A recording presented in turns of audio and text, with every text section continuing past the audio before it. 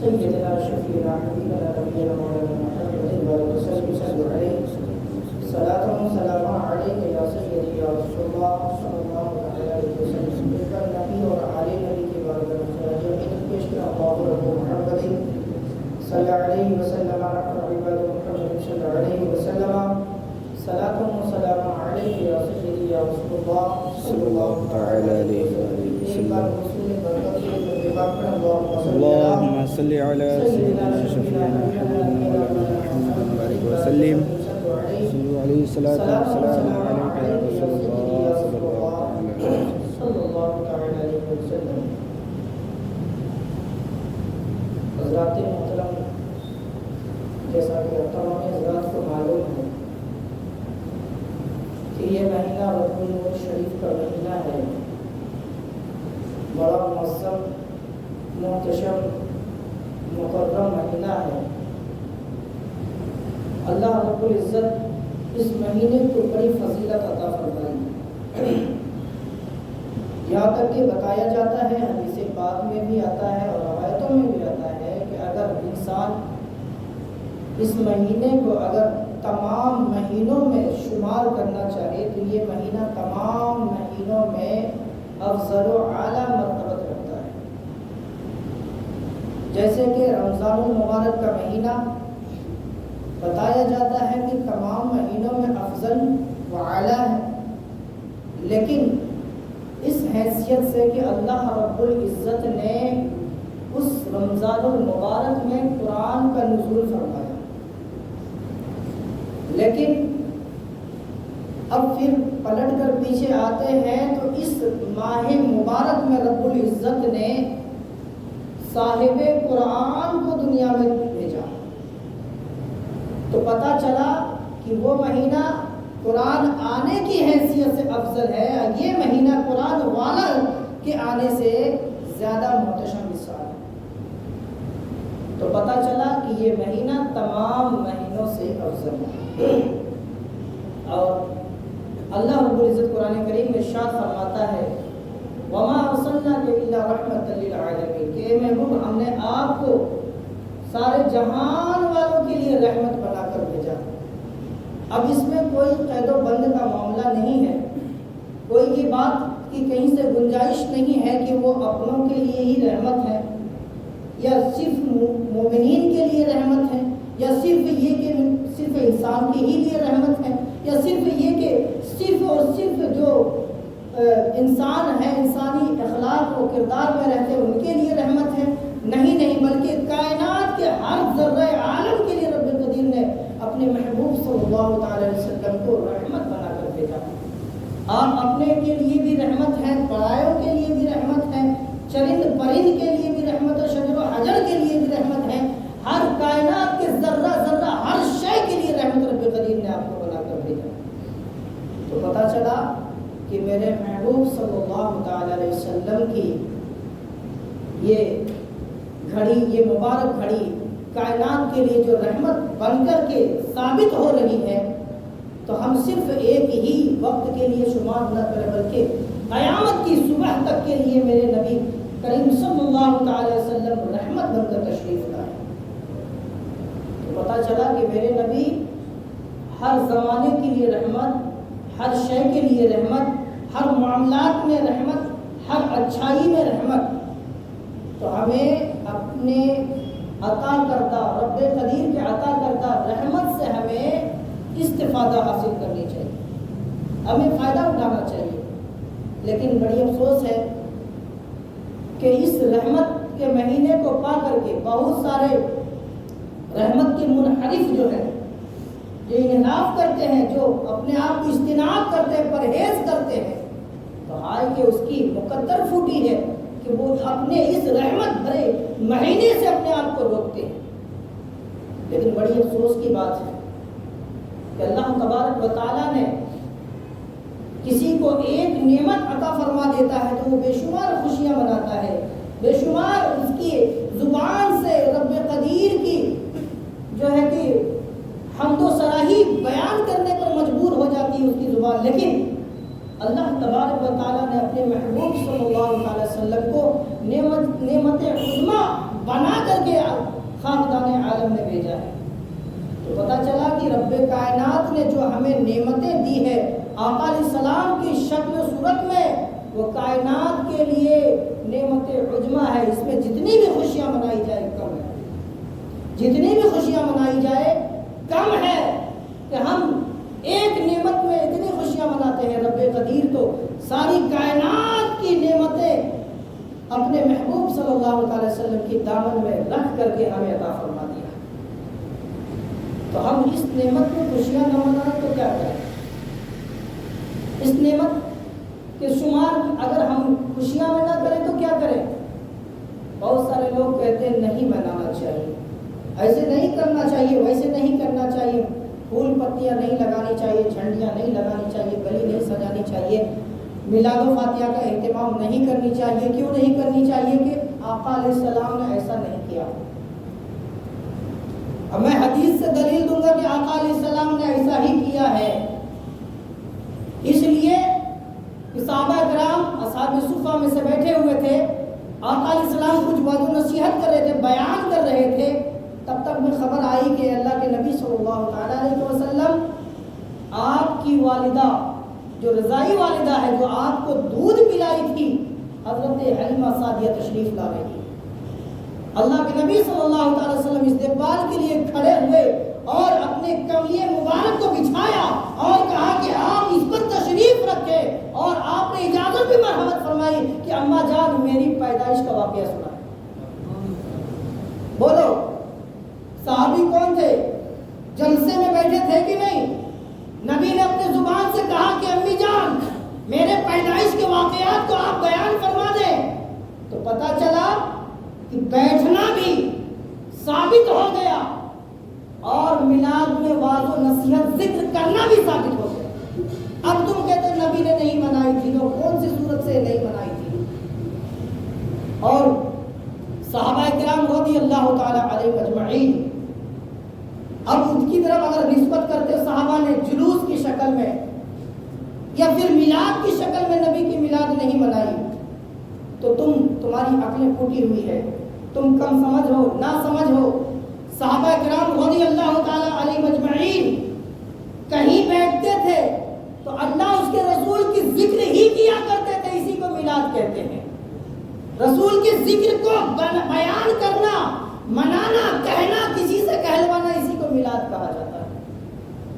اب بتاؤ کہ صحابہ کرام کیا کہ نہیں کیا؟ چلو تھوڑی دیر کے لیے تمہاری مان لیتے ہیں کہ صحابہ نے اجتماعی طور پر نہیں کیا تو وہ بدعت، نبی نے اجتماعی طور پر نہیں کیا تو بدعت، تو بدعت کے تراجم کیا ہوں گے؟ بدعت کا معنی کیا ہوگا؟ تو کہتے نبی کے زمانے میں یہ نہیں ہوا تھا تو بدعت، اچھی بات ہے۔ تم بھی نبی کے زمانے میں نہیں تھے تو تم بھی بدعتی ہو گئے۔ تمہارے باپ دادا نہیں تھے تو تمہارے باپ دادا بھی بدعتی، اور تم جو چیز کر رہے ہو، کرتے جا رہے ہو، وہ بھی بدعت ہے۔ اس لیے کہ اگر تم اسی پہلو پر نظر رکھ کر کے ہر چیز کو، میلاد کو، فاتحہ کو، جھنڈا کو، قندیل کو، یہ ساری چیزوں کو تم بدعت کہتے ہو، تو تم کو بدعت کے ایک ایک پہلو سے گزرنا ہوگا اور اس کی ثبوت دینی ہوگی کہ تم حقیقتاً بدعت کرتے ہو، حقیقتاً تم گمراہی میں ہو، حقیقتاً تم جہنم میں ہو۔ اس لیے کہ حدیث پاک میں ہے، آتا ہے کہ حدیث پاک کا مفہوم ہے کہ جو بدعت کرتا ہے وہ جہنم میں جائے گا۔ تو کون سی بدعت ہے؟ بدعت سے مراد بدعت سیاح ہے، بدعت سیاح ہے۔ بدعت کی تین قسمیں ہیں، ایک بدعت حسنہ، ایک بدعت مباح، ایک بدعت سیاح۔ جو حدیث و قرآن اللہ اس کے رسول سے دور کر دے وہ بدعت سیاح ہے، اور اگر اس کا کوئی ایجاد کرنے والا ایجاد کرتا ہے تو وہ واقعی میں جہنمی ہے، حقیقت میں وہ جہنمی ہے۔ لیکن جو حدیث و قرآن سے ملتا ہو، صحابہ سے ملتا ہو، تابعین سے ملتا ہو، بزرگان دین سے ملتا ہو، اور عین اسلام کے مطابق ہو، اسلام کے خلاف نہیں ہو، وہ بدعت سیاح نہیں بلکہ بدعت حسنہ ہے۔ اس کا کرنا ثواب بھی ہے، جائز بھی ہے، کرنا چاہیے۔ تو پتہ چلا کہ بدعت کی تین قسمیں ہیں۔ یہ جناب ایک ہی قسم بدعت صرف بدعت بولتے ہیں، بدعت بھی نہیں بولتے۔ یہ بدعت اور بدعت میں بہت فرق ہے۔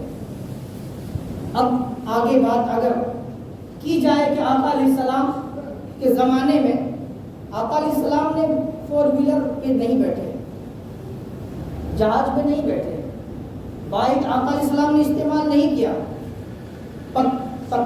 پکے کی دیواریں اور یہ منزلیں عمارتیں آقا علیہ السلام کے زمانے میں خود کو نہیں بنایا۔ تو اب اس نقطۂ نظر سے تم بائک بھی چلاتے ہو، 4 ویلر بھی چلاتے ہو، پکے کے مکان بھی بناتے ہو اور اپنے آشائش کو ہر طریقے سے آسان کر رکھا ہے، تو اب تم بتاؤ کہ تم آقا کے زمانے میں بھی نہیں ہو، صحابہ کے زمانے میں بھی نہیں ہو، تابعین کے زمانے میں بھی نہیں ہو، تبع تابعین کے زمانے میں بھی نہیں ہو، امام مجتہدین کے بھی زمانے میں نہیں ہو، اور اپنے زمانے میں ہو جو خرافات والا زمانہ ہے اس میں تم یہ ساری چیزیں کرتے ہو، تو تم اپنے آپ کو خوشیاں مناتے ہو، اس پر اپنے آپ کو بہت مشرت و شادمانی کا اظہار کرتے ہو، جو نبی الزمان صلی اللہ تعالی وسلم کے لیے ہم قندیلیں لگاتے ہیں، جھنڈیاں نصب کرتے ہیں، میلاد مناتے ہیں، تو تم اس کو بدعتی کہتے ہو۔ حقیقت معنوں میں تم حقیقت کھلے گمراہی میں ہو، تم اس لیے کہ صراحتاً بدعت سیاح کر رہے ہو۔ آقا علیہ السلام نے نہیں کیا، آقا علیہ السلام نے بینک بیلنس نہیں کیا، تم کرتے ہو۔ آقا علیہ السلام نے عمارتیں نہیں کھڑی کری، تم کرتے ہو۔ تو بدعت ہوا کہ نہیں؟ جب بدعت ہو گیا تو تم بھی جہنمی۔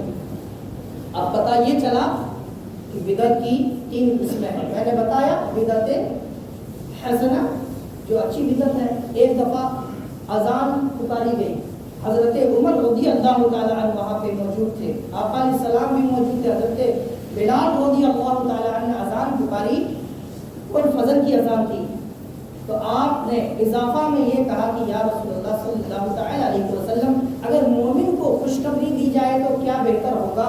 تو آپ نے الفاظ کہے، یہ حضرت عمر رضی اللہ تعالیٰ عنہ کے الفاظ ہیں، الصلاۃ خیر من النوم، نماز نیند سے بہتر ہے۔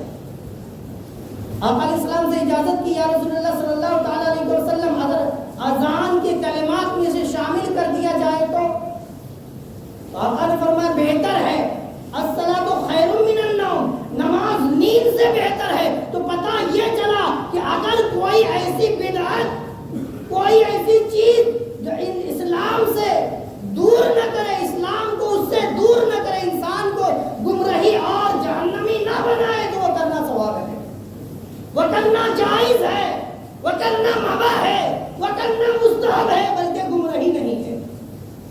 اب ان کو بڑی پریشانی ہوتی ہے، یہ بہت سارے حوالات مانگتے ہیں، یہ حوالہ دو، کہاں ہے کہاں نہیں ہے، کون سی کتاب میں ہے کون سی کتاب میں نہیں ہے۔ تو ہم شروع سے ہمارے اکابرین علماء، ہماری اکابرین علماء کی جماعت آج سے نہیں تا مدت جواب دیتی چلی آ رہی ہے، لیکن جواب سننے والا، جواب لینے والا ہمیشہ جواب لیتا ہے لیکن جواب دیتا نہیں، جواب سن لیتا ہے لیکن جواب دیتا نہیں ہے۔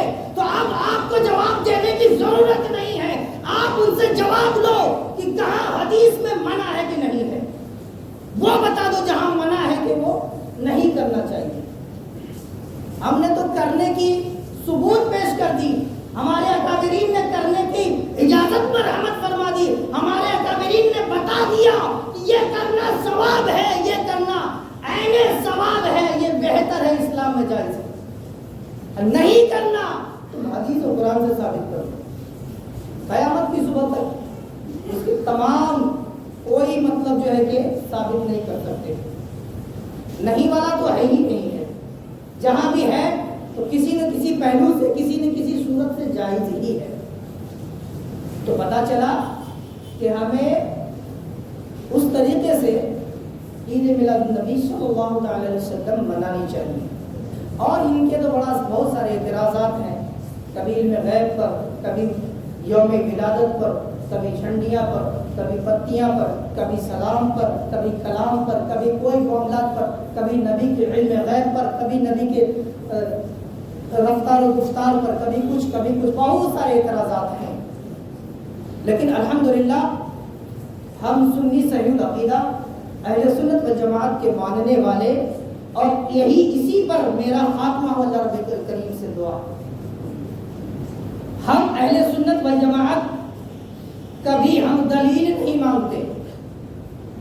دلیل تو وہ مانگتا ہے جسے مصطفیٰ کریم علیہ السلام کے الفاظ پہ، حدیث مبارکہ پہ اعتماد نہیں ہو، بھروسہ نہیں ہو، دیکھنے کی جسارت کرتا ہے کہ کیا صحیح ہے کہ غلط ہے.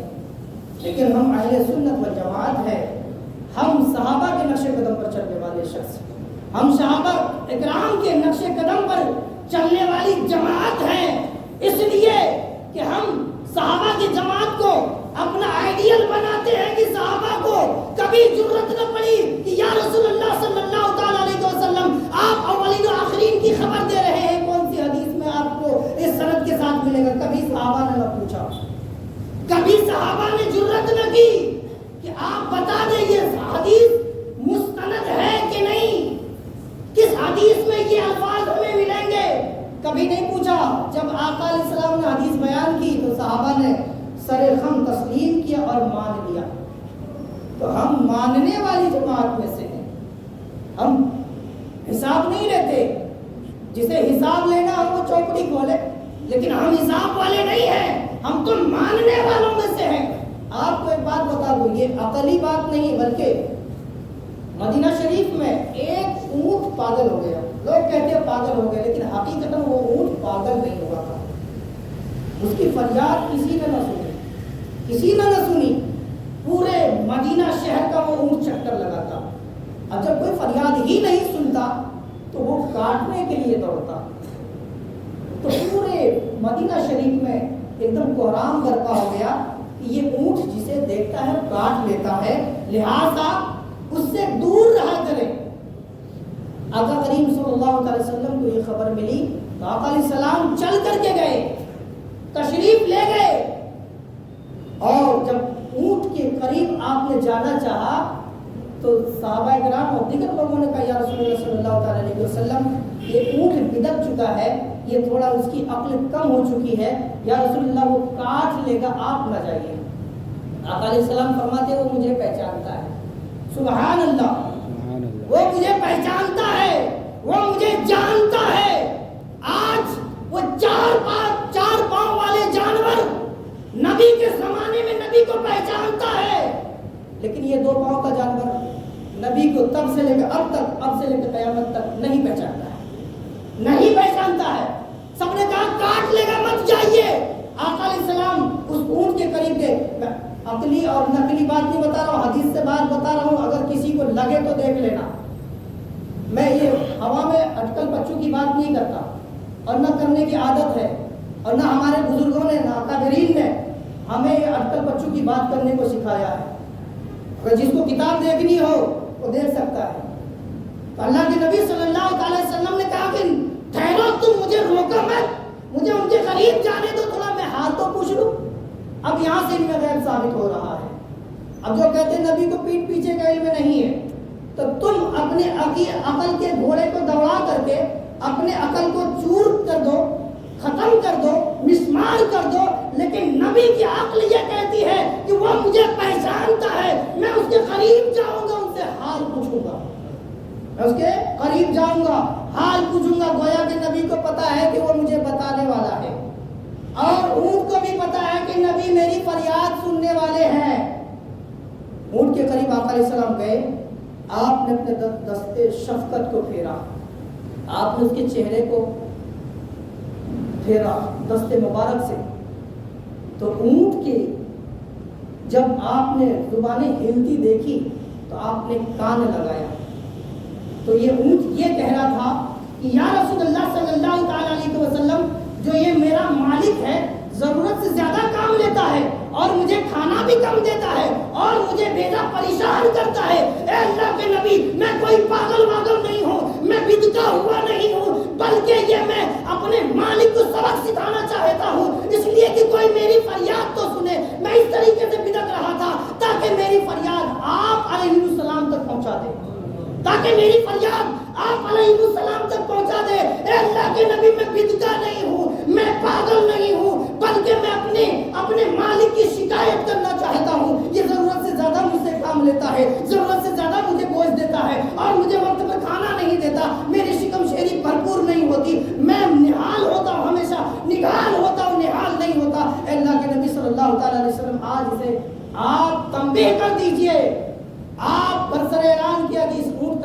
کون ہے؟ ادھر آؤ، اونٹ کے مالک کون ہو؟ آقا علیہ السلام نے اس اونٹ کے مالک کو بلایا، کہا کہ اونٹ تمہاری شکایت کر رہا ہے، کیا تم اس سے زیادہ کام لیتے ہو اور تم اسے کھانا بھی نہیں دیتے؟ ان سے ہر وقت جو ہے کہ اپنے کام کے تعلق سے انہیں پریشان کرتے ہو۔ وہ شخص بولا ہاں یا رسول اللہ صلی اللہ تعالیٰ علیہ وسلم، یہ بات ہی کچھ ایسی ہے، میں اپنے ہوش و حواس میں اس کو زیادہ تر کام لینا پسند کرتا ہوں اور کھانا کم دینا پسند کرتا ہوں۔ اے اللہ کے نبی صلی اللہ تعالیٰ علیہ وسلم، ہم نے ایسا نہیں کہا تھا کہ میرا یہ اونٹ آپ کی بارگاہ میں شکایت کرے گا، اب کبھی ایسا نہیں ہوگا۔ اللہ کے نبی آپ دعا فرما دیجئے کہ میرا اونٹ اچھا ہو جائے۔ تو وہ جانور اللہ کے نبی صلی اللہ علیہ وسلم کی بارگاہ میں آ کر کے خبر دے رہا ہے، بتا رہا ہے کہ اللہ کے نبی میں پاگل نہیں ہوں، اور آج کل اچھے چلتے پھرتے اپنے آپ کو پاگل میں شمار کرنے والے کیا کہتے ہیں کہ نبی پاک صلی اللہ تعالی علیہ وسلم کو جتنا علم ہے اتنا پاگل، مجنون، سبی، چوپائم، بہائم کو بھی اتنا علم ہے۔ اب بتائیے، ایک طرف کہتے ہیں ہم نبی کو مانتے ہیں، دوسری طرف یہ کہتے ہیں کہ نبی کو جتنا علم ہے اتنا شیطان کو بھی علم ہے، اور پھر نبی کو مر کر کے مردہ ہونا اور مردہ کہنا وہ تصور و گمان میں رکھتا ہے، لیکن شیطان کو مردہ نہیں کہتا۔ کسی نے پوچھا کہ اچھا یہ بتاؤ کہ تمہارے عمل کو پریشان کرنے کے لیے تم اپنے آپ کو ٹھیک ٹھاک صحیح سالم رہتے ہو، لیکن تم کبھی کبھی اپنے عمل سے بیزار کیوں ہو جاتے ہو؟ تو یار کیا کروں، شیطان غالب آ جاتا ہے۔ تو شیطان قدیم زمانے سے لے کر اب سے لے کر قیامت تک وہ رہے گا۔ جو اللہ، اس کے رسول، انبیاء علیہ السلام، صحابہ کرام، تمام امت مسلمین کا جو دشمن ہو، تم قیامت کی صبح تک کے لیے اس کو زندہ و حیات مانتے ہو، جس کے صدقے میں اللہ رب العزت نے کائنات کی تخلیق فرمائی، اسے تم مردہ کہتے ہو۔ تمہاری عقل کس طریقے سے معدوم ہو چکی ہے، تم اپنے عقل کو کہاں ختم کر چکے ہو، جس کے صدقے میں اللہ رب العزت نے زمین و آسمان، چاند و سورج، کائنات کا ہر ذرہ، ہر شے کا، سمندر کا ہر قطرہ، ہر شے کو رب قدیر نے اپنے محبوب کے صلی اللہ تعالی وسلم کے صدقے و وسیلے سے بنایا ہے، تم انہیں کو مردہ کہتے ہو۔ اور جو لعنتی ہے، جو دھتکارا ہوا ہے، جو پھٹکارا ہوا، تم اسے زندہ کہتے ہو۔ بھلا شیطان مرے گا؟ نہیں مرے گا، وہ تو اللہ سے وعدہ کر چکا ہے کہ وہ قیامت تک لوگ کو بھٹکائے گا، لوگوں کے عمل کو ضائع کرے گا، برباد کرے گا۔ ہاں شیطان نے اللہ سے وعدہ کیا ہے، جب وہ جنت سے نکالا گیا، جب معلم الملکوت کے سب سے ہٹایا گیا، تو شیطان کہا رب قدیر، ہم تیری عبادت سے انکار نہیں کرتے ہیں، ہم تیری ربوبیت کا انکار نہیں کرتے ہیں، فقط یہ ہے کہ تم نے آدم کو سجدہ کرنے کے لیے کہا تھا، یہ مجھ سے نہیں ہو سکتا، اس لیے کہ میں آگ سے بنا ہوں اور یہ مٹی سے بنے ہیں، تو لہٰذا ہم اسے سجدہ نہیں کر سکتے۔ اے مولا کائنات، اے مولا قدیر، تم نے اس بنا پر مجھے جنت سے نکالا اور قیامت کی صبح تک کے لیے تم نے لعنت عطا کر دی۔ اے مولا، میری بھی ایک خواہش ہے کہ جب تک یہ آدم کی ذریت رہے گی، تب تک میں تجھ سے ایک التجا، ایک عریضہ مانگتا ہوں کہ قیامت کی صبح تک کے لیے یہ آدم کی ذریت کو ہم ٹھیک ٹھاک راہ راست پہ نہیں چلنے دیں۔ اللہ رب العزت نے کہا ٹھیک ہے، یہ بھی میں نے تجھے دے دیا، یہ بھی لے لے، جو تیرے راستے پہ چلے گا وہ تیرا ہوگا، جو میرے محبوب کے اور میرے ولیوں کے راستے پہ چلے گا وہ میرا ہوگا۔ تو تیرے راستے پہ چلے گا وہ تیرا ہوگا۔ اس میں رب کی خزانے میں کمی نہیں تھی کہ رب نے یہ اپنے آپ کو روکا، نہیں کہا کہ نہیں دوں گا، یہ سب ایسا کچھ بھی نہیں۔ رب نے کہا ٹھیک ہے، یہ بھی میں نے تجھے دے دیا کہ قیامت کی صبح تک کے لیے جو تیرے راستے پہ چلے گا، جو حقیقی تیرا ہوگا وہ تیرے ہی راستے پہ چلے گا، اور جو حقیقی میرے محبوب کا ہوگا تیرے راستے پہ کبھی نہیں آئے گا، کبھی نہیں آئے گا۔ تو اس سے جماعت کو ٹٹول لیجیے، اور انشاءاللہ بات تو بہت ساری ہے، اور آنے والا جمعہ بھی عید میلاد النبی کا بڑا پرزور، بڑی شان و شوکت کے ساتھ استقبالیہ جمعہ آ رہا ہے۔ الحمدللہ ہم تمامی اہل سنت والجماعت کے تمام باشندگان کو عید میلاد النبی صلی اللہ علیہ وسلم کی بے حد عطا، دل کی عطا گہرائی سے مبارکباد پیش کرتے ہیں۔ اور ایک بات اور بھی بتا دوں، اللہ رب العزت نے قرآن کریم میں ارشاد فرمایا ان المبذرین کانوا اخوانا للشیاطین، کہ فضول خرچی کرنے والا شیطان کا بھائی ہے۔ قرآن میں ہے، ہم قرآن کی آیت پڑھ کے بتا رہے ہیں، اپنی طرف سے کچھ نہیں کہتے۔ اللہ رب العزت کہتا ہے فضول خرچی کرنے والا، قرآن میں فضول خرچی کرنے والا شیطان کا بھائی ہے۔ تو میں آپ سے گزارش کروں گا، التماس کروں گا کہ آپ جو یہ پٹاخے، یہ آتش بازیاں، یہ لہو و لعیب جو اللہ کے نبی صلی اللہ علیہ وسلم کے یوم ولادت کے خوشی میں ناجائز و حرام و بدعت ہے، آپ ایسے بدعملی اور بدعتی معاملات رسومات سے پرہیز کریں۔ پرہیز کریں اس لیے کہ آپ سوچتے کہ شوقین ہم پٹاخہ پھوڑتے ہیں، 5000 کے پٹاخے، 10,000 کے پٹاخے، 500 کے پٹاخے، 1000 کے پٹاخے، تو کیا نبی کی آمد میں پٹاخہ پھوڑنا جائز نہیں ہے، بلکہ یہ اللہ کے خزانے، اللہ کے دیے ہوئے نعمت میں آگ لگانا ہے۔ اگر یہی پٹاخے کا پیسہ نبی کی آمد کی خوشی میں، پتا کر لے پڑوس میں کس کے گھر میں چولہا آج نہیں جلا ہے، کس کے گھر میں آج روٹی نہیں پکی ہے، کس کے بچے آج بغیر کھائے سوئے ہیں، کون بیوہ عورت ہے کسی کے دروازے پہ ہاتھ پھیلانے جاتی ہے۔ لہذا ہم نبی کی آمد کی برکت سے 1 مہینہ کا اس کے گھر میں راشن پہنچاتے ہیں، یہ پٹاخے سے بہتر ہوگا۔ اور نبی اس عمل سے بے حد خوش ہوں گے، بے حد خوش ہوں گے، نہ کہ پٹاخہ پھوڑنے سے۔ پٹاخہ پھوڑنا بدعت و گمراہی میں ہے۔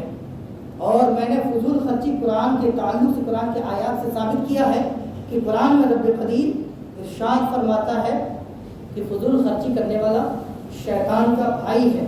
ہاں لیکن اتنا ضرور ہے کہ آپ نبی کی آمد کی خوشی میں گلیوں کو سجائیے، اپنے گھروں کو سجائیے، اپنے محلوں کو سجائیے، اپنے دل کو سجائیے، اپنے پڑوسیوں کو، اپنے خیش و اقربا کو مبارکباد پیش کیجیے کہ یہ سجاوٹ، یہ کاریگری، یہ بناوٹی، یہ دکھاوا صرف ایسے ویسے نہیں ہے، بلکہ